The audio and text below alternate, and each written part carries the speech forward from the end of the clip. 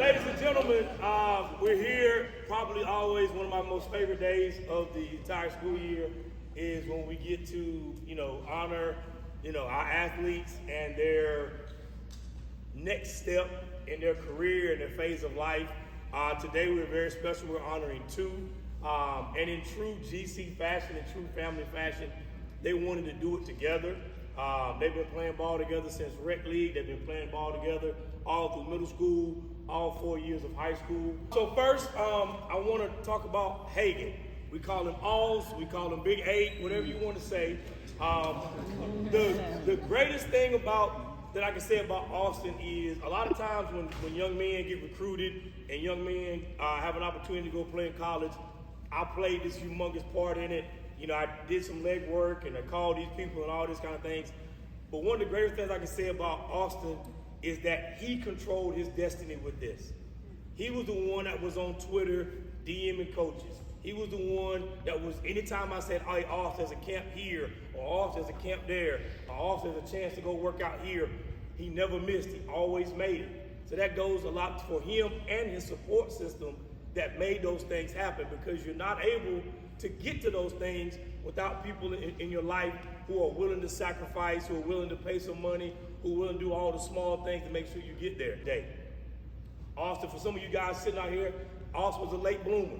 He didn't come over with all the accolades from 8th grade and all that kind of stuff, but every year he continued to work. Every year he continued to get better. Every year he continued to do the things that you needed to have done to be successful. And today, that's why he's sitting at this table. Right? And from day one, the biggest thing I can say about Craig is he's a leader. There's never been a moment, other than when I think he threw up on me on one of our first practices. There's never been a moment where I've had to question or doubt his leadership or his love for this game. And that's what I want my young guys out here to understand. It's not just about your ability sometimes. You can have all the ability in the world. You can have all the skill in the world. But if you don't have the love for the game and the love for the training and the love for the hard work and the love for the hard days, then you never get to sit here. And that's the biggest thing that anybody out there can take away is you don't get to sit here unless you really love what it is that you're about to go do. And I can say that about both of these young men. They love what they do. They're going to work hard. I have no doubt that in 4 years, maybe 5, they're going to graduate from a college with 4 years of playing ball, with a full degree, with a great GPA, and they're going to put themselves in a position to be successful on the next level. First of all, I want to thank God for guiding me every step of the way, my family and friends and teammates for pushing me to be better every day, and all the coaches who believe in me. And with all that being said, I'll be continuing my athletic academic career.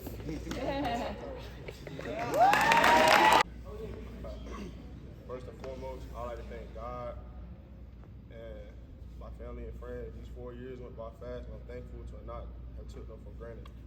I'd like to thank my support system, my parents, my brothers, and the rest of my family. They were really there since day one.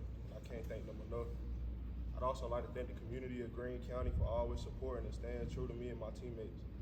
Lastly, I'd like to thank my coach for all they taught me and my teammates for accepting me as a leader and brother. We may not have always agreed on things, but I wouldn't trade them boys for nothing, nor would I be here without them.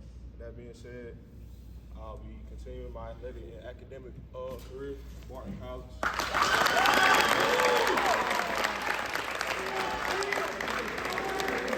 The two things that separate a high school athlete and a college athlete, or a high school athlete who has an opportunity to go play in college.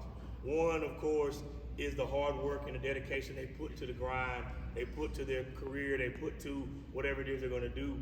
And the second thing is their academics. Both of these young men will not only be receiving athletic money, but they'll be receiving academic money at both of their institutions.